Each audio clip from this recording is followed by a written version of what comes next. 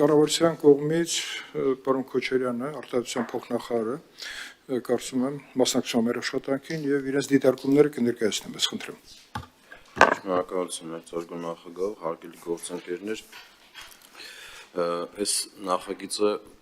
այս գաղափարը առհասարակ որոշակի տարբերություններով տարիներ շարունակ քննարկվել է եւ քննարկվում է եւ մի անգամ մի քանի տարի առաջ նաեւ նախագիծ ենք ունեցել, որը ուղարկվել է Վենետիկի հանձնաժողով կարծիքի եւ Վենետիկի հանձնաժողով որոշակի դիտարկումներ է արել դրա հետ կապված։ Մասնավորապես ինչ է նշել Վենետիկի հանձնաժողով, որ ֆիզիկական ուժի կիրառումը եւ քրեական պատասխանատվությունը չեն կարող համատեղ կիրառվել, այսինքն այն դեպքերում, երբ որ նմուշներ ստանալը փորձաքննություն կատարելը հնարավոր է ֆիզիկական ուժի կիրառությամբ, ապա պետք է իրականացվի նվազագույն ֆիզիկական ուժի կիրառությամբ, եթե ոչ, ապա նոր դիտարկվի քրեական պատասխանատվության հարցը, բայց այդ երկու երևույթները, այսինքն ազդեցության մեխանիզմները չեն կարող համատեղ կիրառվել։ Մենք քրեական դատավարության օրենսգրքում ունենք նվազագույն ֆիզիկական հարկադրանքով նմուշներ ստանալու նվազագույն ֆիզիկական հարկադրանքի թույլատրելիությունը եւ վարույթ իրականացնողները այսօր էլ զրկված չեն նվազագույն ֆիզիկական հարկադրանք կիրառելով նմուշ ստանալու փորձաքննություն ենթարկելու հնարավորությունից, բայց միևնույն ժամանակ հաշվի առնելով պրակտիկան, մենք էլ ենք տեսել, որ իրականում խնդիր է առկա եւ խոսում է հատկապես ժամկետային զինվորական ծառայությունից խուսափելու դեպքերի մասին, բայց դրանցով չեն սահմանափակում են դեպքերը, երբ որ անձի կողմից փորձաքննությանից հրաժարվելը կամ նմուշներ հանձնելուց հրաժարվելը հանգեցնում է ըստ էության քրեական վարույթի անելանելիության։ Ուստի դրանով պայմանավորված մեր առաջարկը եղել է, որպեսզի լուծումը տրվի ավելի ունիվերսալ, այլ ոչ թե միայն այս դեպքերի համար։ Եվ միևնույն ժամանակ նորից Վենետիկի հանձնաժողովին անդրադառնալով Վենետիկի հանձնաժողովը նշել էր, որ յուրաքանչյուր դեպքում պետք է հաշվի առնվեն քննարկվող հանցանքի ծանրությունը եւ ապացույցների ձեռքբերման այլընտրանքային եղանակների անհնարինությունը։ Եվ ուրեմն Վենետիկի հանձնաժողովի հայտնած դիրքորոշումների լույսի ներքո մենք առաջարկել ենք, որպեսզի առաջարկվող ուրեմն հոդվածը, նոր հոդվածը քրեական օրենսգրքում ձևակերպվի հետևյալ խմբագրությամբ. ծանր կամ առանձնապես ծանր հանցանքի վերաբերյալ վարույթով վկայի կամ ձերբակալվածի կամ մեղադրյալի կողմից վարույթն իրականացնող մարմնի պահանջով օրենքով սահմանված կարգով նմուշներ ներկայացնելու պարտականության կատարումից հրաժարվելը կամ խուսափելը, եթե դրանք չեն կարող ստացվել ֆիզիկական հարկադրանքի կիրառմամբ կամ փորձաքննության ենթարկվելու պարտականության կատարումից հրաժարվելը կամ խուսափելը, եթե այն չի կարող իրականացվել ֆիզիկական հարկադրանքի կիրառմամբ եւ եթե այլ եղանակով դրանց արդյունքում ակնկալվող ապացույցի ձեռքբերումը ողջամտորեն անհնար է։ Եվ նախատեսում ենք առաջարկում ենք պատիժ առավելագույնի 2 տարի ժամկետով։ Հիմա հանգամանալից ձեր թույլտվությամբ ներկայացնեմ, թե ինչում է պայմանավորված այս առաջարկը։ Նախ պատժից սկսեմ։ Մենք ունենք այսօր էլ 503-րդ հոդված, որը վերաբերում է ցուցմունք տալուց ապօրինի հրաժարվելուն եւ 503-րդ հոդվածի երկրորդ մասը վերաբերում է ծանր կամ առանձնապես ծանր հանցագործություններով ցուցմունք տալուց հրաժարվելուն։ Ըստ էության նմուշ տալ փորձաքննության ենթարկվելուց հրաժարվելը դա գրեթե նույնական է ցուցմունք տալուց հրաժարվելուն եւ այդ դրանով պայմանավորված մենք սանկցիան պատիժը հավասարացրել ենք առաջարկում ենք սահմանել ցուցմունք տալուց ծանր կամ առանձնապես ծանր հանցանքների համար ցուցմունք տալուց հրաժարվելու սանկցիային սուբյեկտային կազմը առաջարկում ենք որպեսզի սա կիրառել լինի վկայի, ձերբակալվածի եւ մեղադրյալի համար Այսինքն ըստ էության բոլորի բացառությամբ տուժողից որ լինում են դեպքեր, երբ որ տուժողին է անհրաժեշտ փորձաքննության ենթարկել կամ տուժողից է անհրաժեշտ նմուշ ստանալ, բայց տուժողի դեպքում մի փոքր այլ իրավիճակ է, այնտեղ կրկնակի զոհականացման խնդիր կարող է առաջանալ եւ ըստ էության վերջինիս պարտադրելու կամ հրաժարվելու դեպքում քրեական պատասխանատվության ենթարկելը գտնում ենք, որ մարդու իրավունքների տեսանկյունից համաչափ չէ։ Ինչ ենք առաջարկում, որպեսզի ծանր եւ առանձնապես կամ առանձնապես ծանր հանցանքների դեպքում սա կիրառելի լինի, որովհետեւ նորից Վենետիկի հանձնաժողովը կարևորել է թե այս ինտենսիվ միջամտությունը էականը թե ինչ ծանրության հանցանքների դեպքում իրավաչափ, որովհետև մի կողմից մենք գործ ունենք անձի իր դեմ ցուցմունք տալուց հրաժարվելու իրավունքի սահմանադրական իրավունքի հետ, մյուս կողմից մենք գործ ունենք արդարադատության իրականացման հետ, այսինքն անձը եթե իրավունք ունի իր դեմ ցուցմունք չտա, մյուս կողմից հրաժարվում է օրինակ փորձաքննության ենթարկվել, որ իմանալով հանդերձ, որ փորձաքննության արդյունքները օրինակ իրեն մեղսագրվող արարքը հաստատելու են, այստեղ որոշակի նմանություն ունենք մենք այս երկու երևույթների մեջ, բայց միևնույն ժամանակ նարկա են նաև տարբերություններ, դրա համար մենք առաջարկում ենք, որ բոլոր դեպքերում չլինի այս քրեական պատասխանատվությունը, այլ լինի միայն ծանր եւ առանձնապես ծանր հանցագործությունների դեպքերում։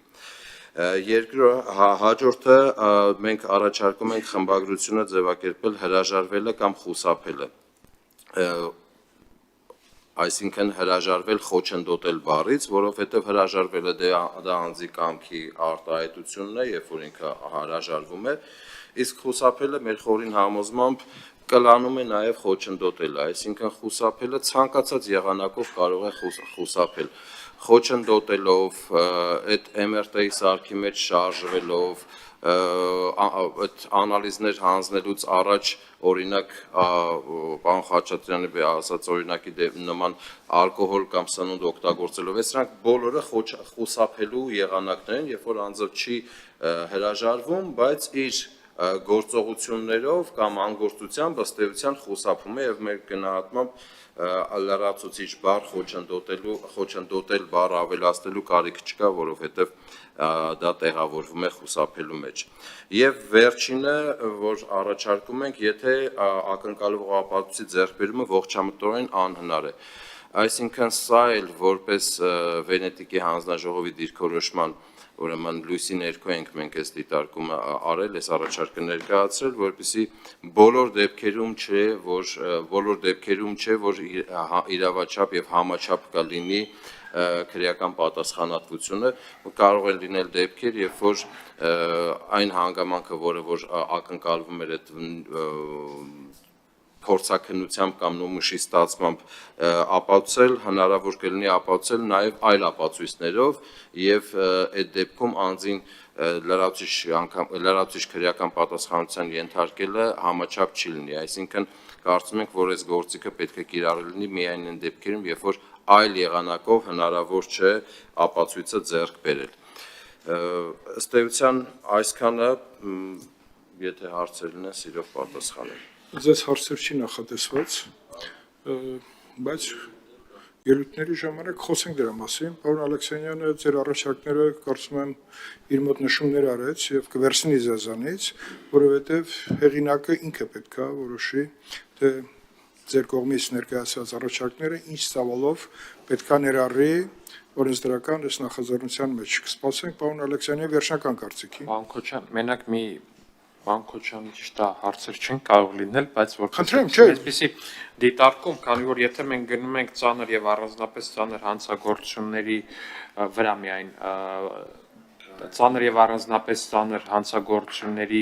քրեական վարույթների վրա մենակ այս օրենքը տարածելու, այստեղ դուրս է մնում վարժական հավաքներից խուսափելը, վարժական հավաքներից խուսափելու մասին քրեական գործերը։ Այստեղ ես ուղղակի պարոն փոխնախարարից մի այսպիսի հարց կամ առաջարկ որպես այդպեսին ասել, արդյոք իրենք հնարավոր համարում են կամ ընդունելի կհամարեն, եթե օրենքը վերաբերվի ծանր, առանձնապես ծանր եւ զորակոչից եւ վարժական հավաքներից խուսափելու դեպքերի։ Այսինքն որպես ոչ ծանր,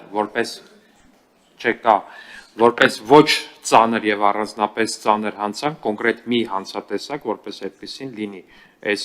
օրենքի տիրույթում, պարոն Քոչարյան։ Բաներ ես ասում եմ, Ալեքսանդր, պարոն Քոչարյան, տեսեք, երբ որ ասում եք այս հանցագործությունը դուք հավասարեցնում եք ցուցմունք տալուց խուսափելուն ու առաջարկում եք պատիժը սահմանել ցուցմունք տալուց խուսափել, պարոն Ալեքսանդր, ես սրա հետ համաձայն չեմ, դուք պետք է համաձայն չլինեք, ինչու՞, որովհետև չի կարելի էսի հավասարեցնել ցուցմունք տալուց հրաժարվելուն ու պատժել ըստ դրա, այսինքն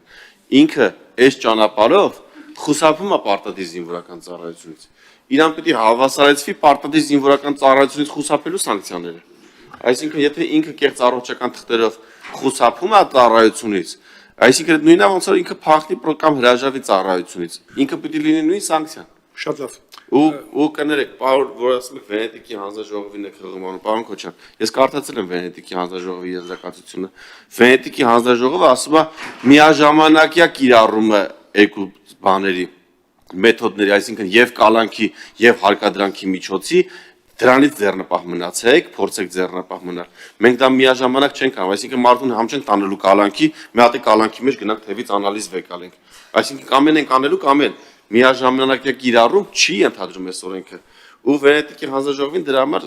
պետք չի հղումանել ու պետք է գնալ սանկցիան։ Այս պատիժը պետք է լինի նույն ծառայությունից խուսափելու սանկցիան։ Ու պարոն Ալեքսանդրը ճիշտ ասում։ Ինչու մենակ ծանր ու առանձնապես ծանր հանցագործությունների դեպքում կիրառենք։ Վենետիկի հանձնաժողովին մի արեք հղում, որովհետև եվրոպական երկրներում կամ մյուս երկրներում Վենետիկի հանձնաժողովը դա խորհրդակցական կարծիք է հայտնում։ Իր կարծիքը պարտադիր կատարման չի եւ ուրիշ բան ասեմ։ Այդ երկրներում պարտադիր զինվորական ծառայություն չկա էլ։ Իրանք որ իմանում են մեր մոտ պարտադիր զինվորական ծառայություն, ասում են դուք այդ չի եկեք։ Այսինքն իրանց մոտ ուրիշ է, իսկ մեր մոտ պարտադիր զինվորական ծառայությունը շատ լուրջ խնդիր է։ Ու մենք sense խնդիր ունենք ու պետքա սանկցիան խիստ լինի ու նաև տարածվի մյուս հանցատեսակների վրա եւս։ Շատ լավ։ Պարոն Քոչարյան, իհարկե կանոնակարգը չէ տալ այդ հնարավորությունը հարցու պատասխանի պոլեմիկայի մեջ մտնելու, բայց հիմնական զեկուցողը ինքը կորոշի Վենետիկի հանձնաժողովի տեսակետները ինչքանով է այս նախաձեռնության համար ընդունելու, թե չէ, իհարկե մենք շատ հարգում ենք Վենետիկի հանձնաժողովի տեսակետը, բայց նաև պետքա շարժվենք մեր երկրի անվտանգային խնդիրների լուծման տրամաբանությամբ։ Եվ հիմա պարոն Ալեքսանյանը, երբ որ վերջնական իր կարծիքը կասի, եւ մենք քվեարկենք, շարժվենք հենց այդ տրամաբանությունը հաշվի առնելով։